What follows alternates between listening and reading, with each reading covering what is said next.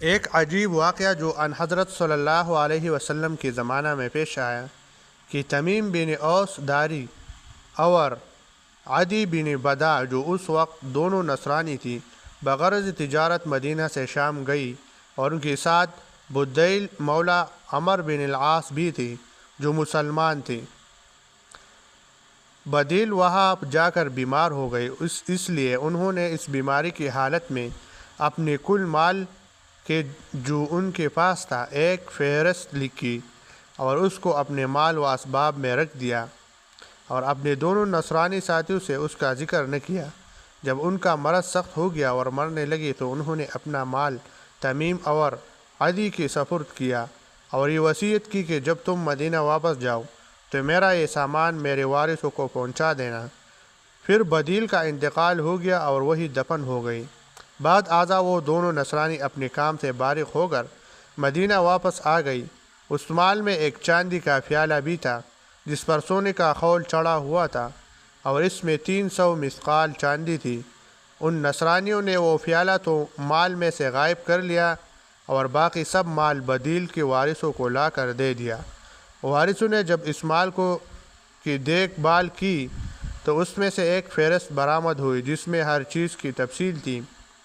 جب اس فہرست کے مطابق انہوں نے مال کی جانچ پڑتال کی تو اس میں سے ان کی وہ چاندی کا پیالہ نہ ملا۔ وہ لوگ تمیم اور عدی کے پاس گئی اور ان سے پوچھا کہ کیا بدیل نے بیماری کی حالت میں اپنا کچھ مال فروخت کر دیا تھا؟ انہوں نے کہا نہیں۔ وارثوں نے کہا کہ ہم کو اس سامان میں ایک فہرست ملی ہے جس میں اس کے سب مال و اسباب کی تفصیل ہے۔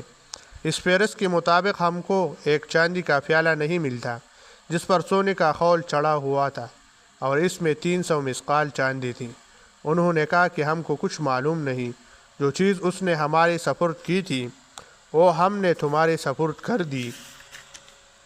وارثوں نے یہ معاملہ حضرت صلی اللہ علیہ وسلم کے سامنے پیش کیا، مگر وہ دونوں اپنے انکار پر قائم رہے۔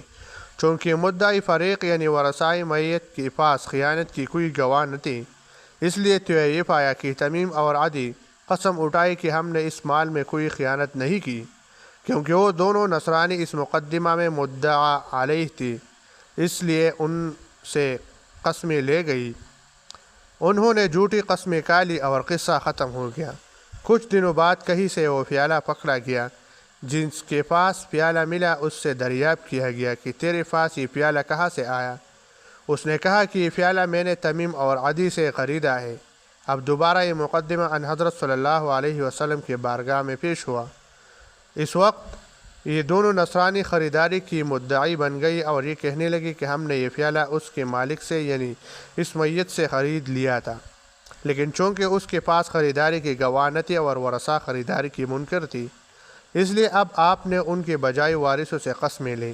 اس پر بدیل کے دو قریبی وارث کھڑے ہوئی اور عصر کے بعد انہوں نے یہ قسم کھائی کہ وہ دونوں شخص جھوٹے اور خائن ہیں اور ہماری شہادت ان کی شہادت سے زیادہ معتبر ہے۔ تب اس پیالہ کی وہ قیمت جس پر انہوں نے وہ فروخت کیا تھا یعنی 1000 درہم لے کر وارثوں کو دلائی گئی اور قصہ ختم ہو گیا۔ اس واقعے کے بعد جب سیدنا تمیم داری رضی اللہ عنہ اسلام لے آئی تو کہا کرتی تھی کہ بے شک اللہ اور اس کا رسول سچا ہے، میں نے پیالہ لیا تھا، اب میں اپنے اس گناہ سے توبہ کرتا ہوں اور اللہ سے معافی مانگتا ہوں۔